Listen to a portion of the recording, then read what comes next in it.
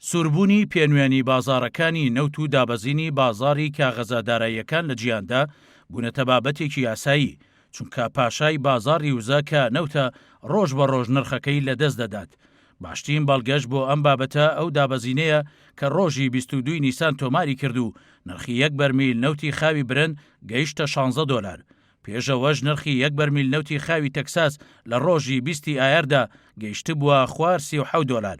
بۆیە ئێستا بۆ چوونێک دروست بۆ کاڵێ خۆری نەوت ڕوو لە ئاوابوونە و خۆری غازی سروشتی دەیەوێت هەڵبێ.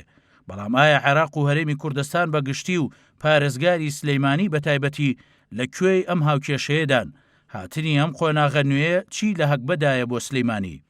لەو چوارچێوەشدا پێشبینیەکی دەستگای نێودەوڵەتی وزە کە لە ساڵی 2020 بڵاو کراوەتەوە پشڕاستی ئەکاتەوە کە غازی سروشتی هەنگاو بە هەنگاو نزیگە بێتەوە لەوەی ببێتە جێگرەوەی نەوت، چونکە تا ساڵی 2040 خواست بە ڕێژەی لە 140 لەسەر کارەبا بەرز دەبێتەوە لە جیهاندا.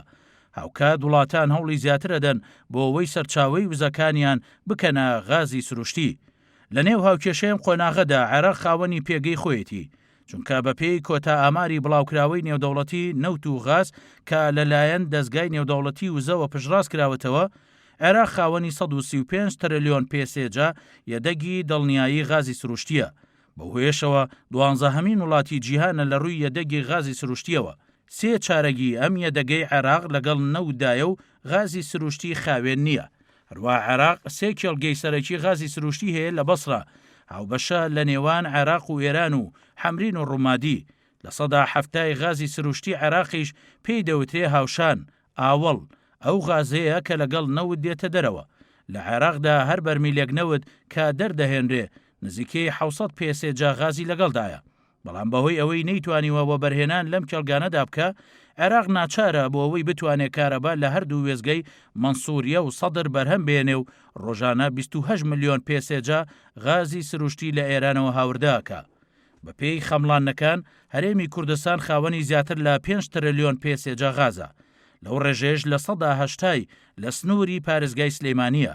لەبەرەوە ئابووری ناسان بە گەشتبینیەوە دەڕوان نەداهاتووی ئەم پارێزگایە، بە تایبەت کە ئێستا پرۆژەی لامەرکەزیبوونی لە بەردەستی ئەنجومەنی پارێزگادایە و ئاماژە بەوەژەکەن کە بۆ چوونێکی هەڵە هەیە کە ئەگەر سلەیمانی لامەرکەزیەت وەربگرێ و بتوانێت سوود لە نەوت و غازەکەی وەربگیرێ، ئیتر پارێزگاکانی تر بێبەژەکە. بەڵام ئەمە هەڵەیە، چونکە خودی پرۆسەی ئیدارەدان بریتیە لە نەرمینواندن. لە ڕووی ئابووری و یاساییشەوە سلەیمانی دەتوانێت پاش وەرگرتنی لامەرکەزی لەو سەرچاوە سروشتیە دەوڵەمەندەی کە هەیەی دەتوانێت یارمەتی پارێزگاکانی تریش بدات. لەو بارەیەوە ڕێکەوزەکی ئەندامی لیژنەی نەوت و غاز لە ئەنجومەنی پارێزگای سلەیمانی ئەڵێ کار لەسەرەوەکەین بەڕێوەبردننی سەرچاوە سروشتیەکانی پارێزگای سلەیمانی ببێتە بەشێکی گرنگ لە پرۆژەی لامەرکەزیەت، چونکە ئەگەر ئەوە نەکەن پرۆژەکەیان کەم و کوڕیە بێ. هەروە لەبارەی گرنگی هەبوونی نەوت بەگشتی لە پارێزگای سلەیمانی و غازی سروشتی بە تایبەت ئەو ئەندامەی لیژنەی نەوت و غازەڵێ غازی سروشتی وەک کێوێک لە پشتی لامەرکەزیەتی سلەیمانی ئەوەستێت. یارمەتی دەرەبێ بۆ جۆراوجۆرکردنی سەرچاوەکانی داهات و جگەلەوەی خۆی پاڵپشتی سێکتەرەکانی تریژەکە. جێ ئاماژەیە سلەیمانی لە دوای پارێزگای بەسرا خاوەنی گەورەتی نەدەگی نەوت و غازە لە عێراقدا. لە ڕابردووشدا بەهۆی ئەوەی خاوەنی زیاتر لە 132 پیشەسازی عێراق بوو بۆ گەورەترین شاری پیشەسازی وڵات. ماوەی چەند ساڵێکە ئابووری ئەم شارە تووشی جۆرێک لە وەستان هاتووە. بەڵام پرسیارەکە ئەوەیە ئایا سلەیمانی بە پشبەستن بە غازی سروشتی و بە جێبەجێکردنی لامەرکەزیەت دەتوانێت ببێتە پایتەختی ئابووری هەرێمی کوردستان؟